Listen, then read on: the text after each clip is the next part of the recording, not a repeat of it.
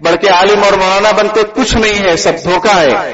ये खुद अपने अंदर जो है तबाह है, इस उम्मत की क्या इस्लाह करेंगे और हम क्या इस्लाह करेंगे अगर हम डूबे हुए हैं तो। इसलिए मैं बार बार अल्लाह का धोखा देने से और धोखा खाने से बचाए और धोखा खाने की तौफीक अता फरमाए।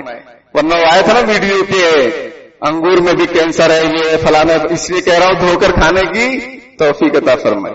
जो टॉपिक था वो तो रही जा रहा है, लेकिन ये सब बातें फर्ज के दर्जे में, इस पर अमल करो, ये कोई फालतू बातें नहीं हैं। इसलिए हमने ये तय किया कि निकाह नहीं पढ़ाएंगे, जो लोग बारात लेकर जाएंगे और लड़की वालों का खाना खाएंगे। लेकिन अगर कोई जिद करता है तो फिर ये शर्त है कि वादा करो कि आइंदा जब अपने बेटा या बेटी की शादी करोगे तो जहेज नहीं लेंगे और लड़की वालों का खाना नहीं खाएंगे और बारात नहीं लेकर जाएंगे, तो निकाह पढ़ाएंगे। तो अल्हम्दुलिल्लाह कई लोगों ने वादा और इरादा किया है, अल्लाह ताला उनको इस्तिकामत दे, क्योंकि हमारा मकसद इस्लाह है, हमारा मकसद नफरत फैलाना थोड़ी है।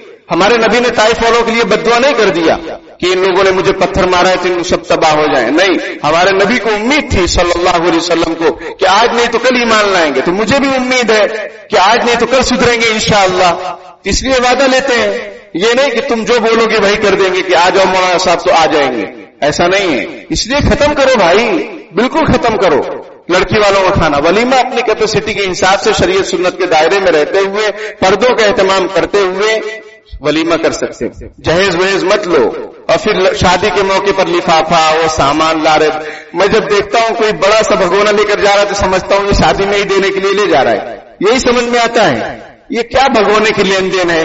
आप जो है 500 वाला दे रहे हैं, वो आपको 600 वाला दे रहा है। अरे मदद करना है अल्लाह के लिए करो। इन्नमा नुतइमुकुम लिवजहिल्लाहि ला नुरीदु मिनकुम जज़ाअन वला शुकूरा। हम अल्लाह के लिए तुमको खिलाते हैं, तुमसे न कोई शुक्रिया हमें चाहिए न कोई बदला चाहिए। ये अहले जन्नत की सिफात अल्लाह ने बयान, जो काम अल्लाह के लिए दिखा दिखा के लिखा लिखा के जो ये सब हम कर रहे हैं बिल्कुल नाजायज हराम है। तो ये शादी का मौका, शादी के मौके पर ये सब काम करने की जरूरत है। अब वो हल्दी और पता नहीं निहारी और पता नहीं क्या क्या जो सब रस्में हैं वो आप समझ जाइए।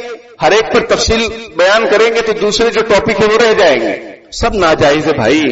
हाँ, अपने आप को पाक साफ रखना, साफ सुथरा रखना, ये तो इस्लाम का बुनियादी हुक्म है। अत्तहारतु निस्फुल ईमान, कि पाकी आधा ईमान है, शत्रुल ईमान।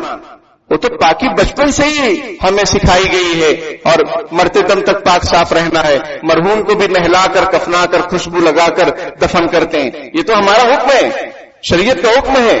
ये क्या शादी के मौके पर ही पीले होंगे? कभी भी हो जाओ, समझ में आई? कभी भी अपने आप को मेंटेन रखो हमेशा। अभी जो मियां बीवी के हुकूक मुझे बयान करने थे जो रह गया, उसमें एक यही था कि एक दूसरे के लिए पुरकशिश बने हम।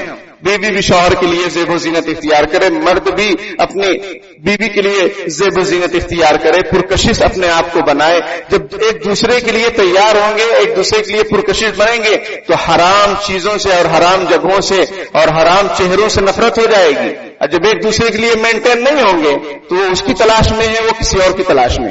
अल्लाह पाक कहने सुनने से ज्यादा अमल की तौफीक अता फरमाए। सादगी से कैसे शादी करना, सुन्नत के मुताबिक कैसे शादी करना, बहुत कुछ बातें आपके सामने आ गई हैं, इस पर अमल कीजिए। आपके घर में शादी का मौका हो, पहले उलमाए दीन से रहनुमाई हासिल करो, मुफ्तियान इकराम से रहनुमाई